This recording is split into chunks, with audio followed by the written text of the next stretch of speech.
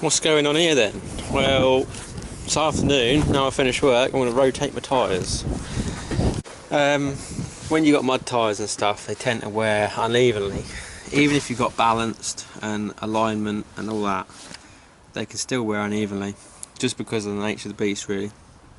So in order to stop them wearing every lug, like high, low sort of thing, and then they start to make noise, all you do on a 4x4 is you switch the tyres diagonally, so they're on the opposite side and they're turning in the opposite direction. And I don't know, do it every 9 months, every year. It's coming up to a year for me, and it, to be honest, it's probably a little late, so every 9 months I say. But on my last set of Coopers, basically, these ain't wearing too badly to be fair. They've still got quite a bit left for a year. Basically I was getting every other lug, so that one was low, that one was high, that one was low, etc.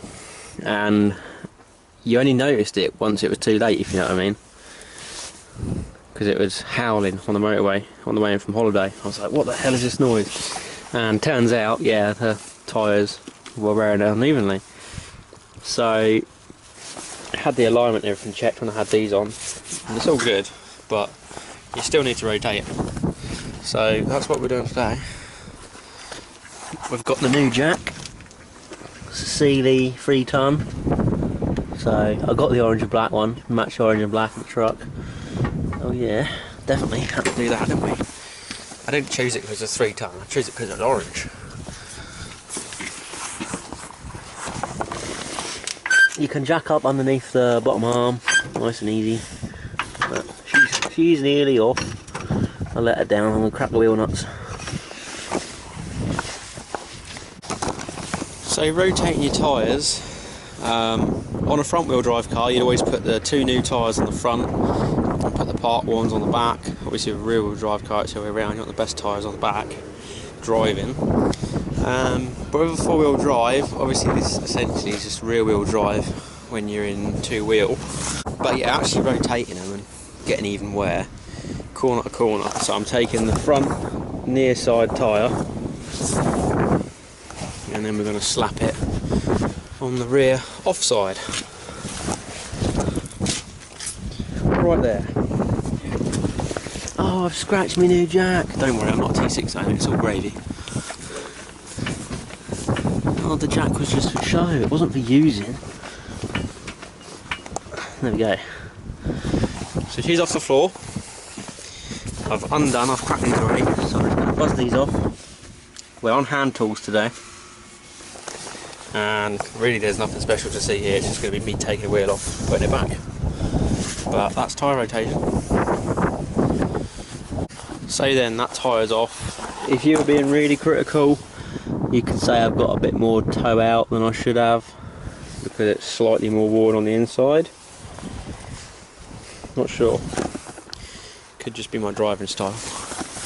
Right hand corners. But yeah, it's a good idea whilst you're in there. Check brake pads. Plenty of brake dust on them. I'm just being silly there. Check the pads in there. Both sides. It's always a little bit harder on this side, so check it in there like that. You can see I've got about 7mm, 6mm. And give it a spin. Check it's not like making any graunchy noises, or you know, check it's not moving half an inch up and down. And generally just poke your head in. Check for, you know, your CV boot split, slinging out grease, any oil around the damper, etc. But that's all fine. All the dust is dry. There's no like runs in it from brake fluid leaking or anything. So we're all good. I mean, one quick thing about rotating your tyres. Obviously, you're putting the backs on the front diagonally. If you're like me and you're running different pressures front to back, you're going to obviously have to sort that out. So you're going to have to pull some air out the front and put some extra in the back. Now I hear what you're saying. Paint those middle bits black. Well, I will do, but that's for another day. I've got to get back out soon. And another day I'm going to take these off and I'm going to actually paint the carrier as well as the caliper, because as you can see, I've done the calipers back at Christmas when I refurbed them, but I didn't do the carrier. So that's So a job for another day, really. There you go. There you go. You can't tell the difference what she's done. From memory, I think wheel nuts are 112 to 130 newton meters, but don't quote me on that. Oh, jack works good. So this ain't a review, but I'm happy with it. Looks fairly well built, to be honest. That's a 3 ton, and the minimum height's 100 mil.